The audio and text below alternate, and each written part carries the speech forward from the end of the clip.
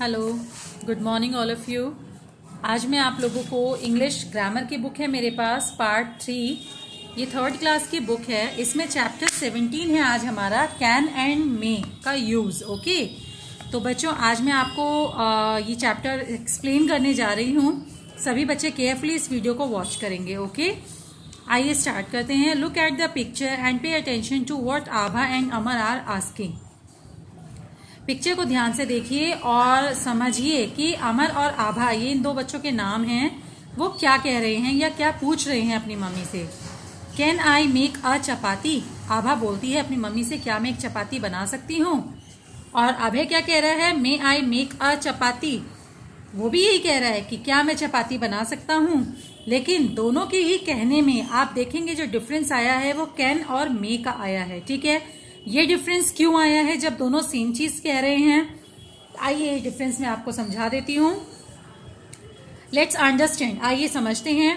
Both the questions are correct as they ask for different kind of information.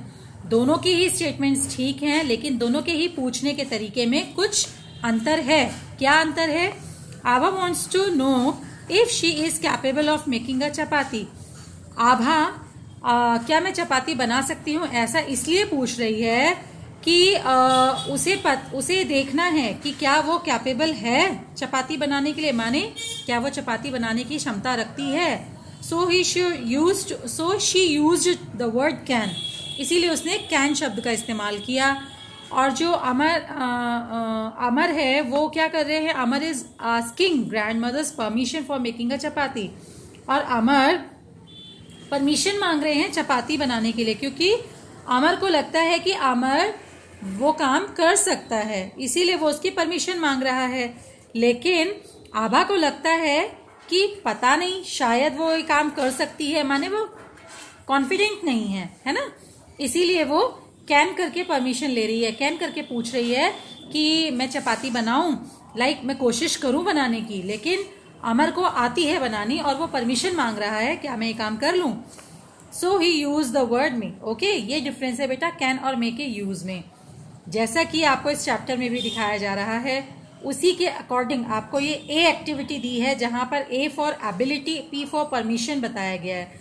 देखिए, ability check होता है can का use करके और परमिशन मांगी जाती है मे का यूज करके। ठीक है, तो जिन सेंटेंसेस में मे वर्ड आया है वहां पर आपको परमिशन लिखना है, और जिन सेंटेंसेस में कैन वर्ड आया है वहां पर आपको एबिलिटी लिखना है।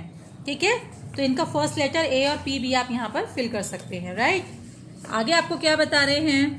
कैन एंड कैन नॉट, माने कर सकती हूं या नहीं। पॉजिटिव और नेगेटिव की बात हो रही है।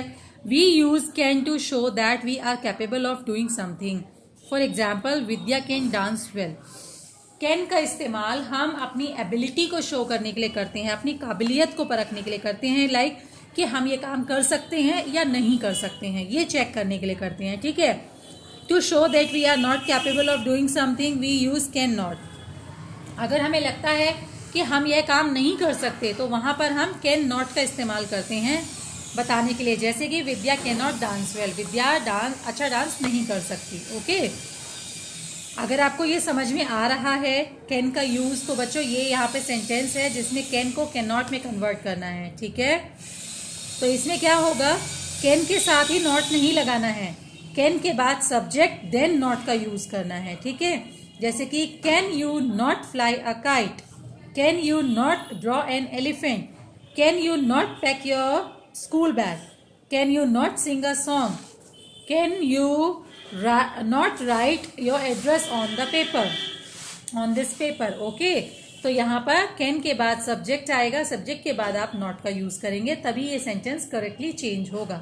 ठीक है बच्चों, आप बता रहे हैं आपको मे का यूज कहाँ होता है? We use may to ask for permission for doing something. जहां हमें पता है कि हम ये काम कर सकते हैं लेकिन हमें किसी की अनुमति लेने की आवश्यकता है, वहां हम मे का इस्तेमाल करते हैं।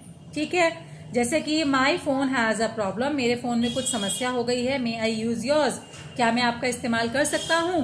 मुझे पता है कि अगर वो मुझे अपना फोन देगा या देगी तो मैं इजीली फोन को इस्तेमाल कर सकती हूँ, क्योंकि मुझे फोन चलाना आता है। तो यहाँ पर मैं दूसरे का फोन मांगने के लिए परमिशन लूंगी। ओके, ऐसे ही to show that the permission is granted we use may, ऐसे ही उन वाक्यों में जहां हम दूसरे किसी को परमिशन दे रहे होते हैं, ठीक है, एग्री कर रहे होते हैं कि हाँ तुम ये इस्तेमाल कर लो, वहां पर भी मे का इस्तेमाल होता है। जैसे yes you may use my phone, हाँ तुम मेरा फोन इस्तेमाल कर सकते हो, तो यहाँ पर भी मे का इस्तेमाल हो रहा है।